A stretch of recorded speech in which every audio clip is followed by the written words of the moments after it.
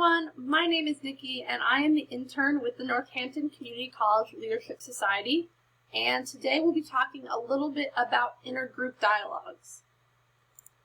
So starting off with our discussion, we really want to have a shared meaning for the words intergroup dialogue and a shared definition we can go off of as we continue to have this conversation throughout this presentation.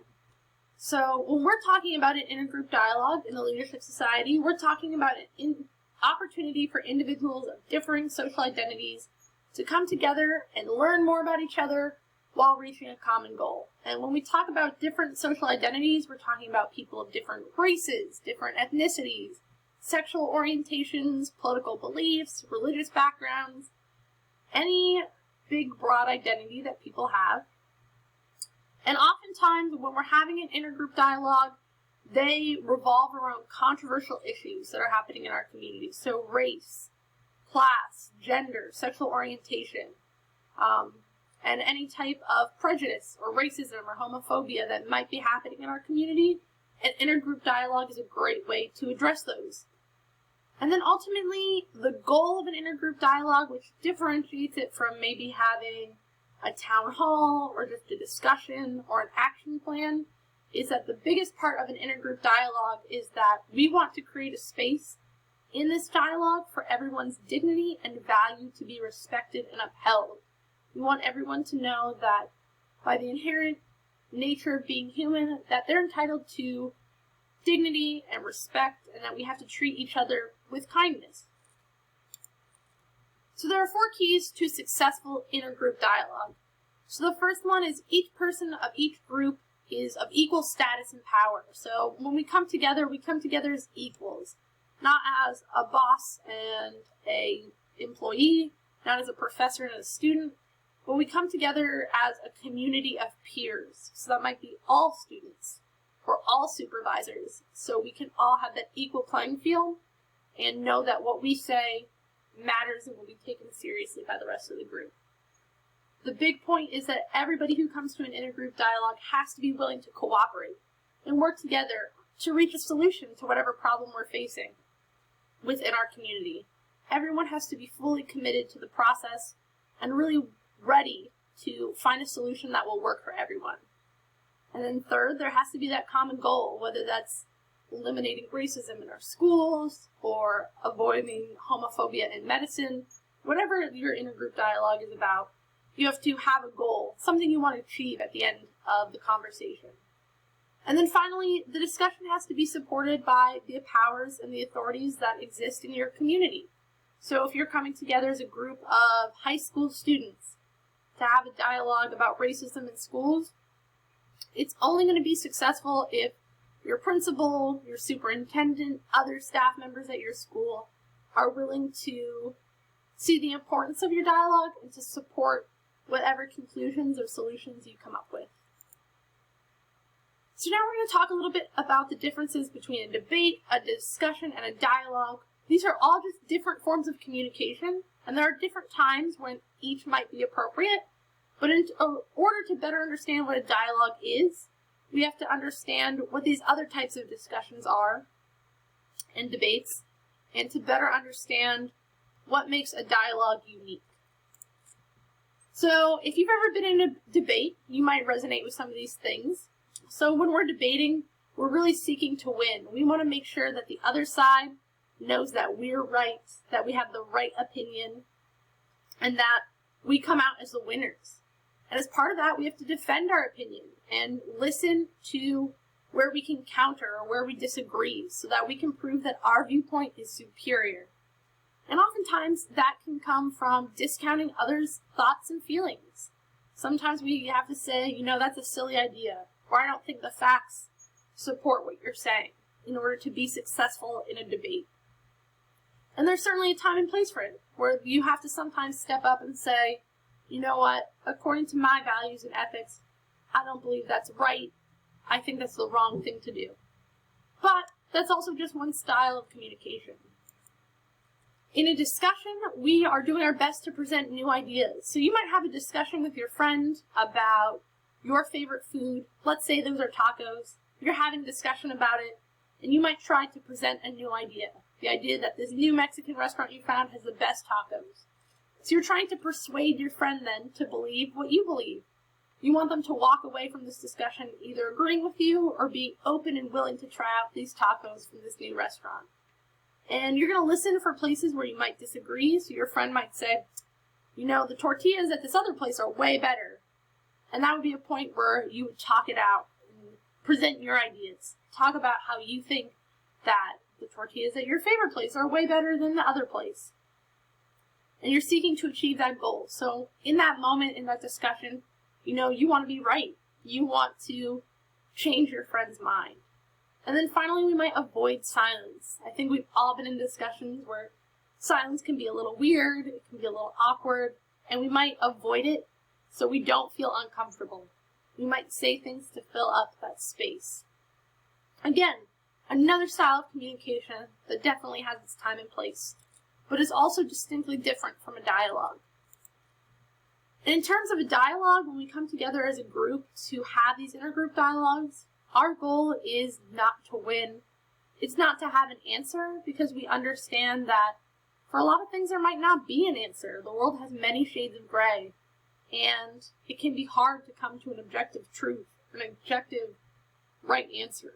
Instead, we're thinking about how we can learn new things, how we can understand what other people are going through, how we understand how we feel about a certain topic, or our thoughts and opinions on it.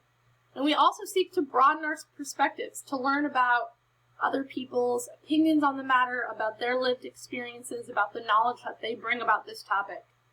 And rather than trying to be right or wrong, we're trying to move forward with a solution, and we're trying to build relationships that really value dignity, like we talked about earlier. So here's some tips on how to engage in a dialogue as a participant, which I hope everyone has the opportunity to do so soon.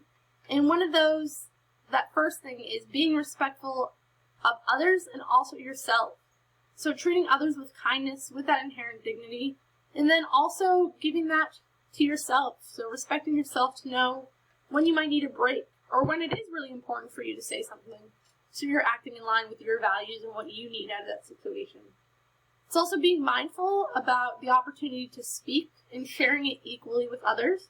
Sometimes dialogues take a lot of thought and reflection, and sometimes it's important to allow people the opportunity to speak, even after they take, let's say, a long time to process it. The goal is also to listen so we can understand what other people are going through. Not to argue with them or to discount their experience, but just to gain a little bit more information about their perspective. And that also brings us to, if we're experiencing a situation where we're confused, or maybe we don't understand what someone else is saying or where they're coming from, we're going to ask them a question. We're going to ask them to clarify, rather than make assumptions about what they may or may not think, or what they may or may not feel. And then finally, it's just keeping an open mind. You know, sometimes this process can be a little corny, and it can be a little odd or uncomfortable or weird to go through. But there's a lot of value that can come out of this experience, and we want to stay open-minded to what those are.